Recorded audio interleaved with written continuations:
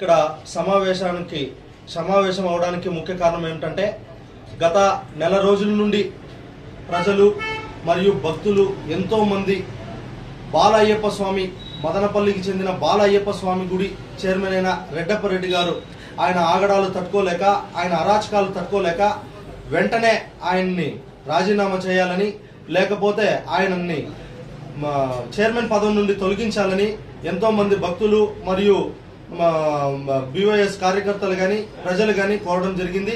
ఆ కోరిక మేరకు సబ్ కలెక్టర్ గారికి వినతి పత్రం ఇవ్వడం జరిగింది.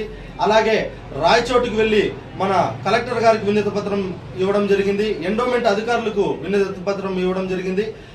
ఆ నేపథ్యంలోనే గత నెల డిసెంబర్ నెల 26వ తేదీ ఇక్కడికి ఎండోమెంట్ అసిస్టెంట్ కమిషనర్ గారు రావడం జరిగింది, పరిశీలించడం జరిగింది. ఆయన మీద వెంటనే చర్యలు తీసుకుంటామని తెలియజేయడం జరిగింది. అంతలోపే నిన్న బాలయ్యప్ప స్వామి చైర్మన్ అయిన రెడ్డప్ప రెడ్డి గారు మీడియా మిత్రులతో మీడియా సమావేశం అవుతూ నేను ప్రజల కోరిక మేరకు ప్రజలను తన మీద చేస్తున్న ఆరోపణల మేరకు తాను చైర్మన్ పదవి నుండి తొలగించుకుంటానను వెళ్ళిపోతున్నానని తెలియజేయడం జరిగింది. ఆ విషయం అయితే మేము చాలా స్వాగతిస్తున్నాం, సంతోషిస్తున్నాం.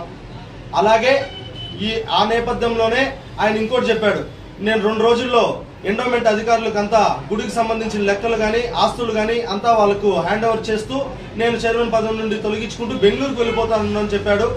ఈ సందర్భంలో ఎండోమెంట్ అధికారులకు మేము తెలియజేయడం ఏమంటే, మీరు ఆయన దగ్గర నుండి గుడి హ్యాండ్ ఓవర్ చేసుకునే సమయంలో మీరు పరిశీలించిన విషయాలు ఏంటంటే, ఆయనకి గుడి హ్యాండ్ ఓవర్ చేసే సమయంలో అయ్యప్ప స్వామి గుడికి సంబంధించి స్థిర ఆస్తులు ఏమేమున్నాయి, స్థిరచర ఆస్తులు ఏమేమున్నాయి, అలాగే